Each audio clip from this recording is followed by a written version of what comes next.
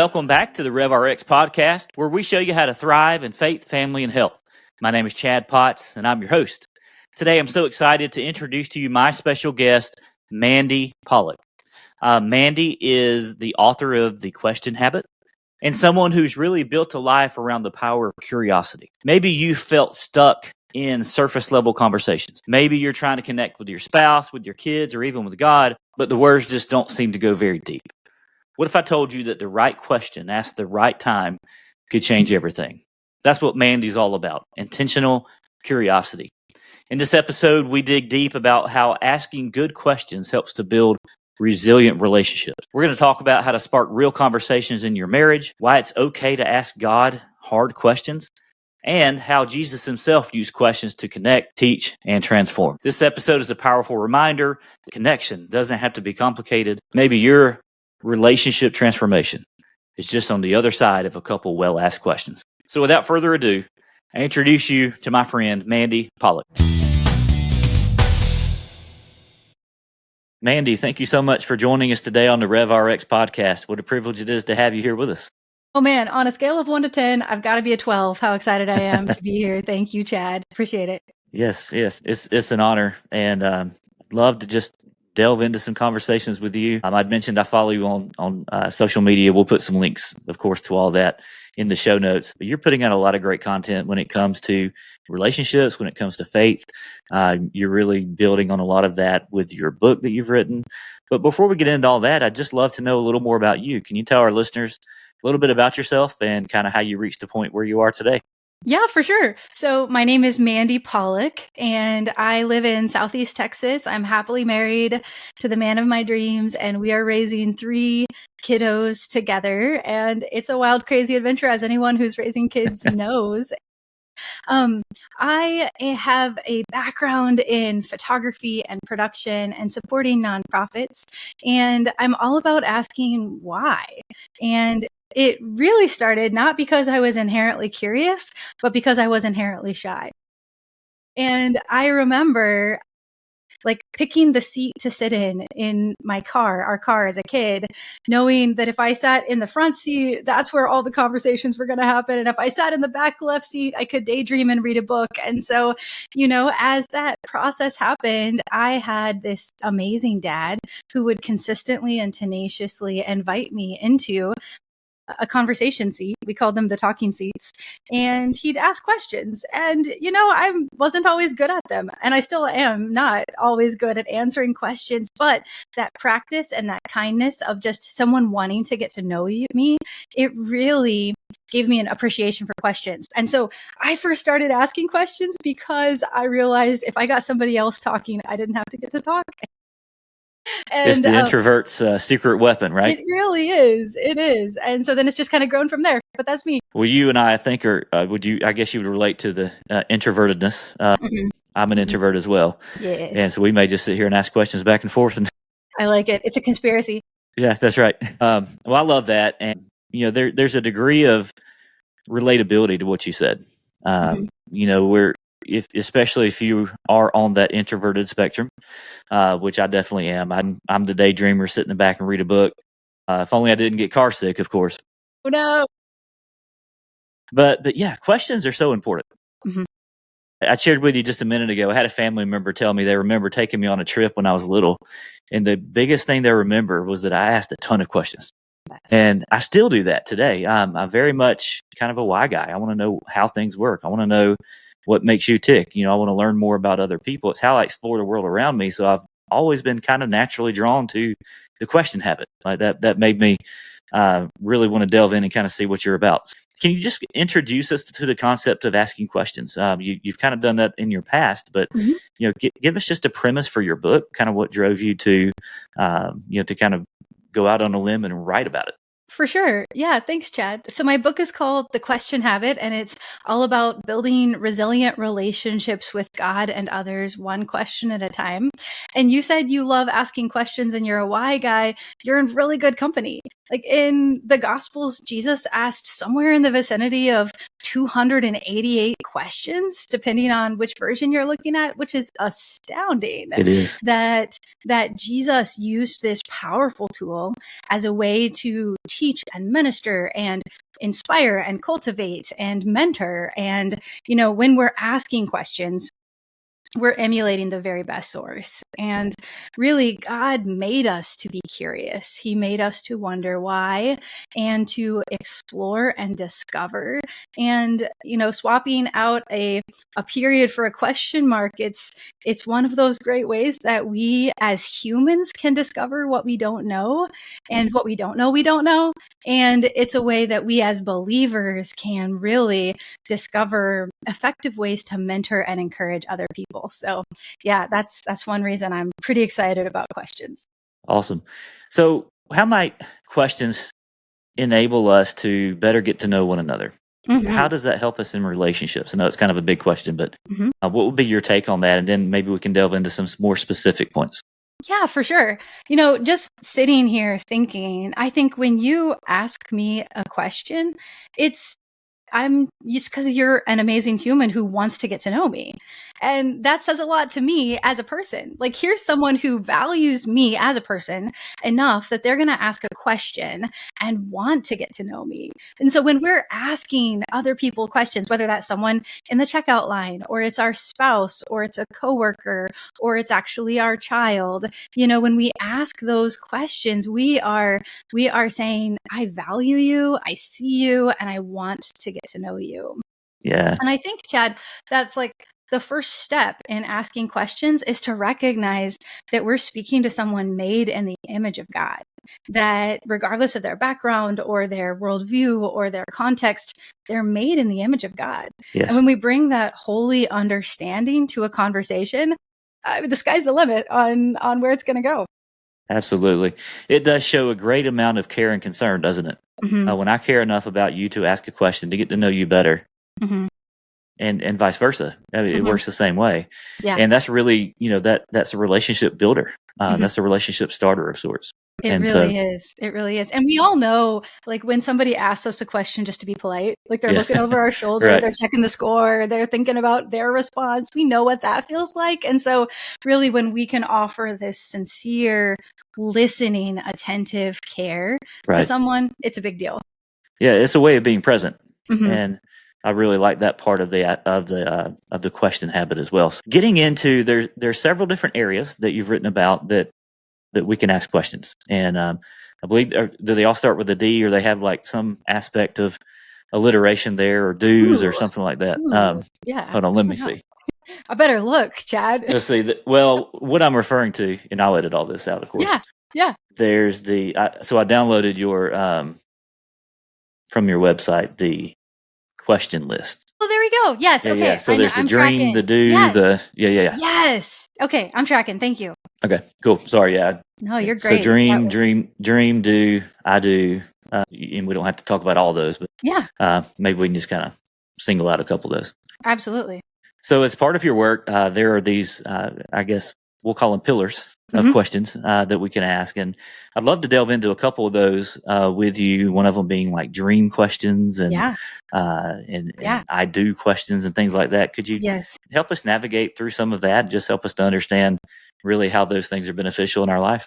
Yeah. So it started when I was this introverted nerd who was trying to come up with ways to actually have a non-awkward conversation with someone. And so I just started collecting these different conversation prompts, and I would put them on note cards, or I would put them on my phone. And now I carry them around on my phone. I would take them and put them on the back of a deck of cards and say, draw a card, like that kind of idea.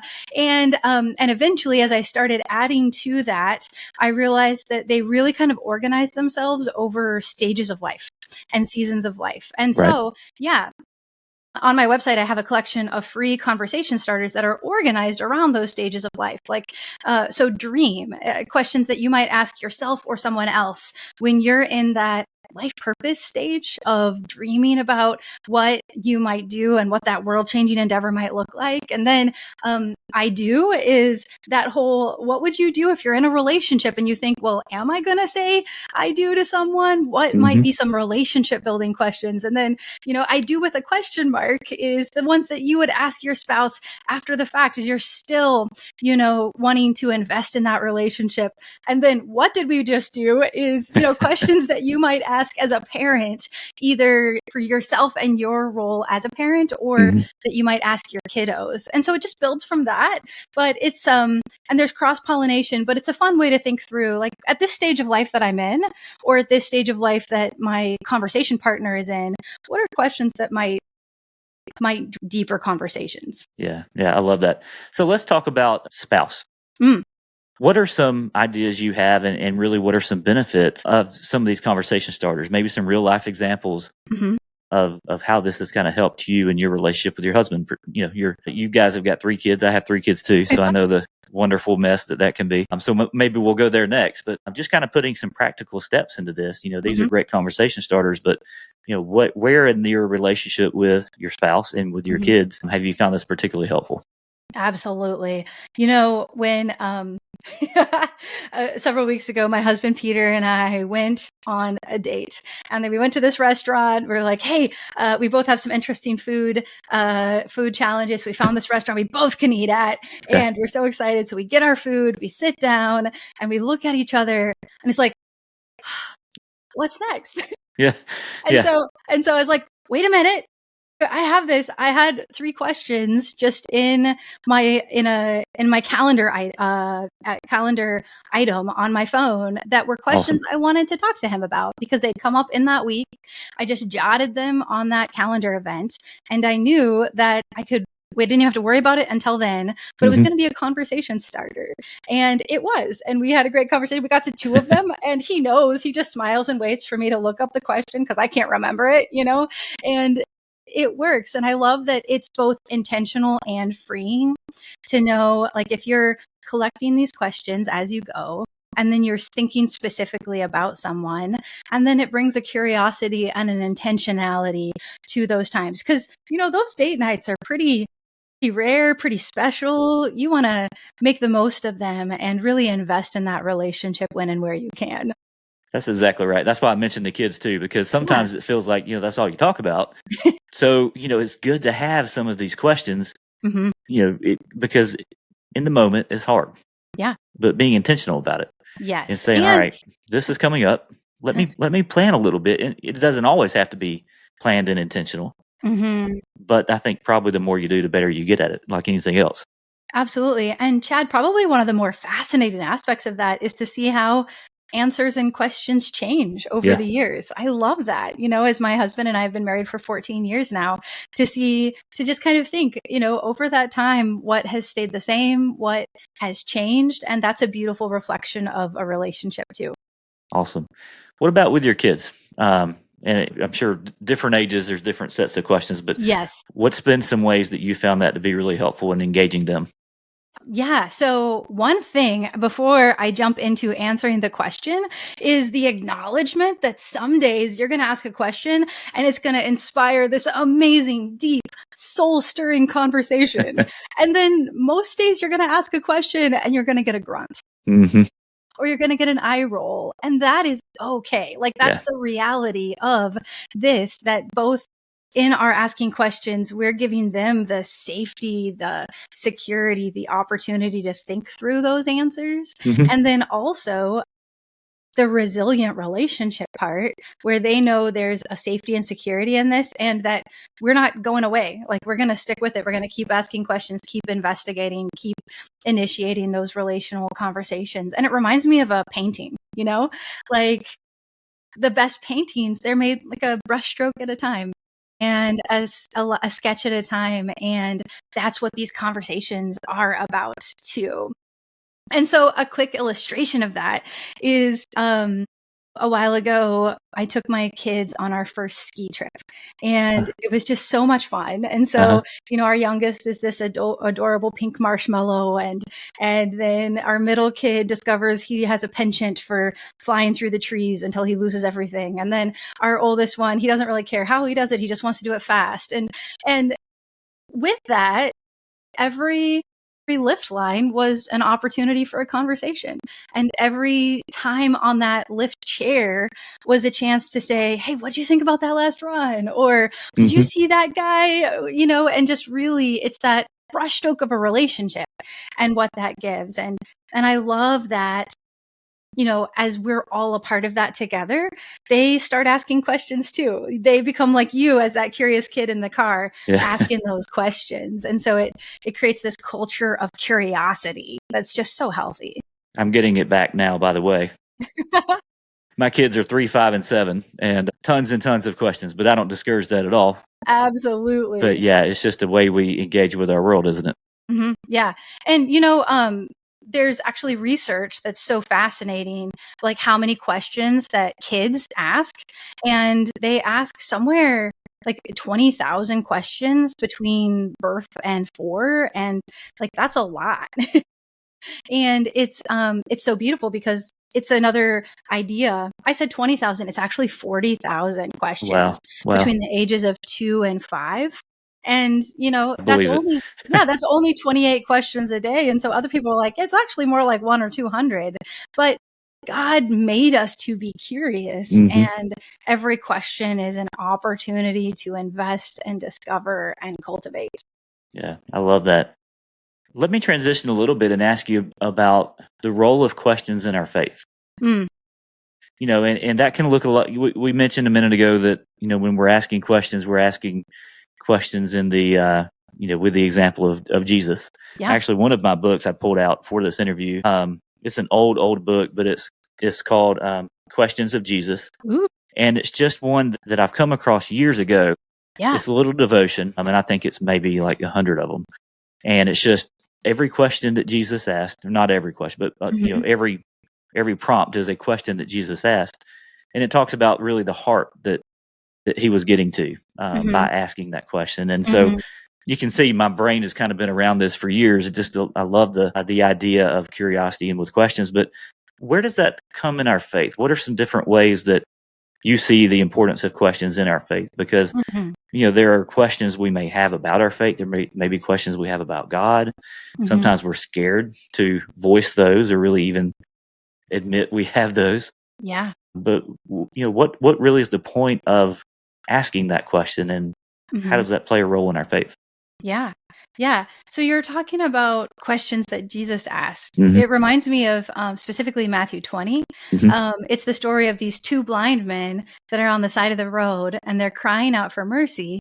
And Jesus stops and he asks them, he says, what do you want me to do for you? Yeah. He doesn't rush to solve their problem. He doesn't put words in their mouth. He doesn't answer for them, but he waits for their reply. Which is that our eyes would be opened. And then is the time, after that recognition, that he touches their eyes and he gives them healing. And so we can learn from that. And that here is Jesus inviting people to answer his own questions. And then we can see other times where he invites people to ask him questions. Right. And so, we ask, they're like, well, is it a good idea to question God, or should we question? And I'm a really simple person when it comes down to that. I'm like, the God of the universe knows my questions, whether I verbalize them or not. It's a great way to think about it. Yeah. So I better just go straight to the source and take them to him and trust that he's going to be the one who, when I ask these big questions, the big ones, the why is there pain in the world? Why did this hard thing happen? What were you thinking? What's going on? Like when you are bumping into those big questions, those are the ones that we can take to God. And when we take those questions to God, and then we actually wait for a response, and we actually listen for a response, like that becomes a conversation. It And does. that's what a conversation is all about. And one of the beautiful things that's at our fingertips for someone who is a believer and someone who's searching for Jesus. Because God says, draw close to me and I will draw close to you. So when we're asking those questions, he's going to listen and he's going to respond. Well, and I love that you took us there, because that's the way I see it too. Mm-hmm. When we ask these questions of God, his ego is not bruised. Yeah. No, his feelings are not upset. He's the God of the universe. He's big enough to handle our questions. But here's the thing, it invites a conversation. Mm-hmm. And I love that part that you brought out. Just like when I ask you a question, it invites a conversation. It's the same way with God. When we ask him a question, it invites a conversation. Mm-hmm. And so, I don't doubt that God speaks in lots of different ways today. The question is whether we're listening. Yes. And if we're asking those questions, we're bringing them to him. I think he's faithful to do that. And we may not understand. We may not understand the answers to those questions. We may not see that on this side of eternity, but I don't think it's an unhealthy thing to bring our questions to him. Mm-hmm. And, it's the same nature of a question, isn't it? It's curiosity. We're curious creatures. God made us that way. Mm-hmm. We're curious about each other. We're curious about the world around us. And, so he's not threatened when we have those. But if we see it as a way to foster that conversation, you said it earlier, a conversation starter. Mm-hmm. It's a conversation starter with God. There's nothing wrong with that. Yeah, and it's a beautiful thing, and he welcomes it and invites it. So think of your prayer as a conversation starter with God, and then actually wait for the response. Sure. Yeah. So that kind of brings up another point about faith, and a lot of the content you put out is faith related. One of the things that drew me to you was that. What role does your faith play in your life with the mission that you have with the Question Habit, with all that you've got going on? Can you just kind of walk us through a little bit about what that looks like? Yeah, absolutely. I passionately believe that as we interact with God's word, that our lives are going to change. And so that's been the thing that's made all the difference in my life, is spending time with God through his word and getting to know him more in that context. And so as I'm drawing close to him, he is drawing close to me. And I see that in other people as well, as we have that common desire to know God through his word. It changes lives. And we can see that when you say, hey, let's look at questions in scripture, and where we see God asking questions of people and where you see people asking questions of God. That's actually how the book started, was as a study in that context. And it becomes a really enriching thing. It's all great. Like, you can say it was really important, right? And you can say on a happy day, you can say, yes, it makes all that difference. But the bigger reason is on the really hardest days.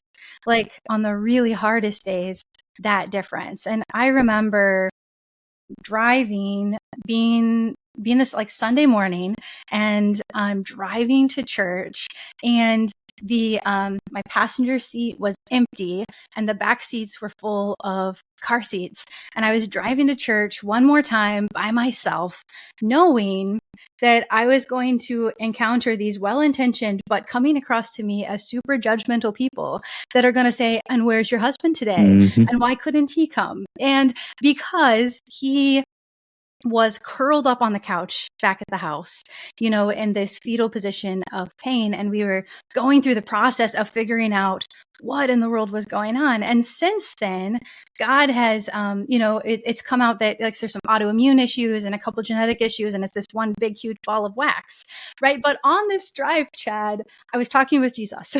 Yeah. I was like, Jesus, this is hard. And this is really hard. Is this actually what you had planned? Because just that night before, I had remembered, like, my husband is in bed, the kids are in bed, it's quiet, and I'm sitting there thinking, did I actually vow in sickness and in health, or in sickness or in health? Because we've got all the sickness part, and like, did I vow that there'd be some, I'm just like really thinking through that. And so I went and I dug up my vows and I dug up the recording, and what do you know? I actually said or. And so it's this little reminder, like, Mandy, yeah, you're in this. and you're in it for the long haul because you promised and you vowed, and that's a beautiful thing. Mm-hmm. And it's okay that it's hard, like it's hard.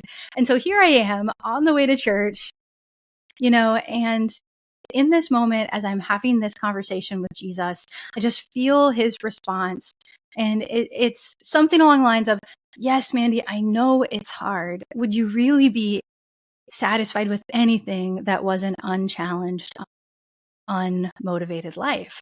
And if I'm honest, I'm still kind of pondering through my answer. That's a big question. It is. It really is. I love that he answered your question with a question. But it was a conversation, and it still is. And we must be able to ask God those big, hard questions and know that he's trustworthy enough to hold our hearts and those questions all together. Yeah, absolutely. And that's super powerful. Realizing that the God of the universe cares enough about you to hear your cries, to hear your questions, and to respond in a way that challenges you, that moves you, that lets you know that, hey, I have a peace about this, whether good, bad, health, and or whatever the case may be. 100%. He's there. Going into the part about would you really be happy with anything that was not a challenge? Yeah. Our flesh wants to cry out and say, yeah, I'd be fine with that. Right. Please and thank you. Yes. Can we get a rush order on that? Sign me up, thanks. Right. But life's rarely that way.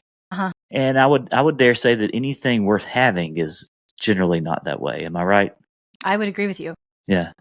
And you've realized that, and in various ways I have too in my life. Mm-hmm. And the things worth having are things that are worth fighting for, and that's the thing you have to fight for.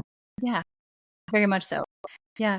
And with that, that's another reason that questions are a powerful tool for someone who is in that moment, right? If you're in a moment, I feel like either I let it I just survive it because I'm in survival mode, or I miss that something is happening, right? And so if I'm in a spot where I can ask questions, then those are really clarifying. If I can say, what's the most challenging thing happening to me right now?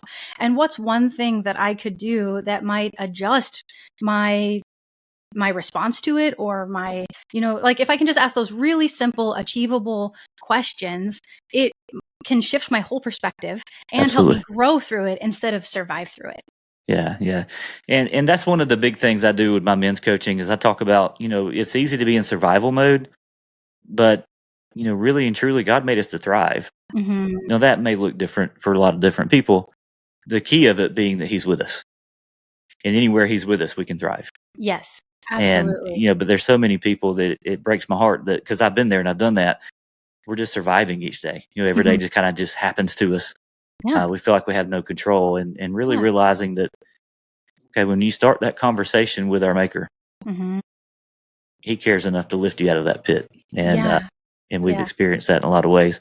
Absolutely. Because we can see that, like Jesus says, he came that we might have life and life abundant. Yeah. So 100%, I'm going to have a day where I'm like, ooh, I don't know if I'm feeling the abundant life today.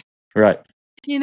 But that can be a conversation starter. Hey, Jesus, where am I disconnecting between this? What does this mean? What am I, and that's a beautiful thing. It might be as simple as go eat protein and go on a walk and drink water and then take a nap and then listen to Psalms and then just do that a few times and you're going to feel like an amazing human again.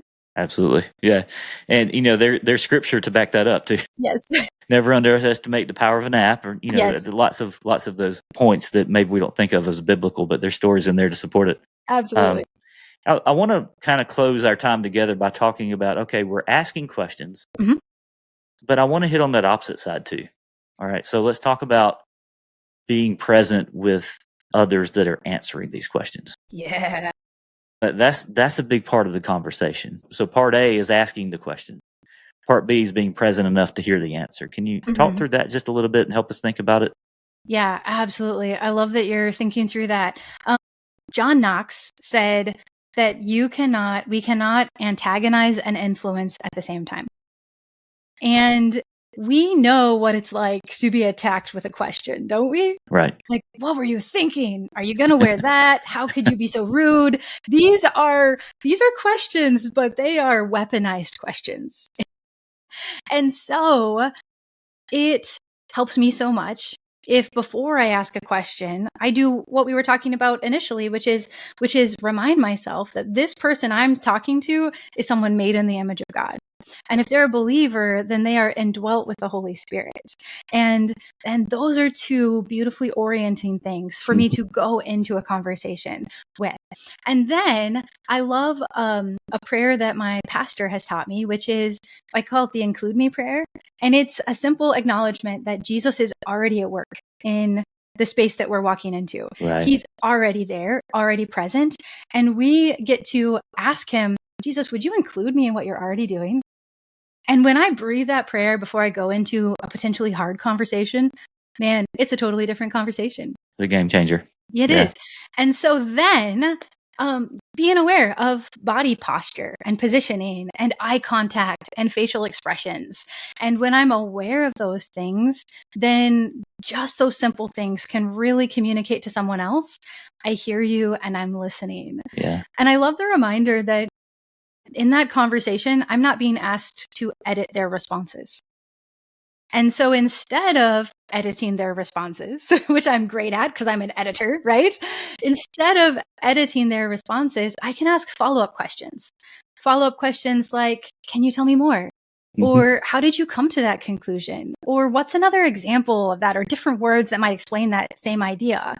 And when we ask questions like that, the conversation becomes so different. And it's really a discovery-based conversation. So when we're listening to ask follow-up questions. Sure. And I think we can have an amazing conversation with just one question.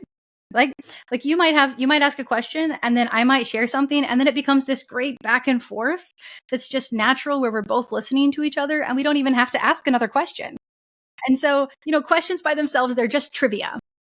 But the goal is a deeper relationship and building that resilient relationship with someone else in that I love way. it. So, openness. That's the word that really and truly comes to mind. And, on so many levels, I relate to that and I agree with that. I love the work that you're doing. Keep being awesome. You guys check out her book. I wanted to give you an opportunity to talk about where people can find you. Absolutely. And, anything you're up to these days in the world.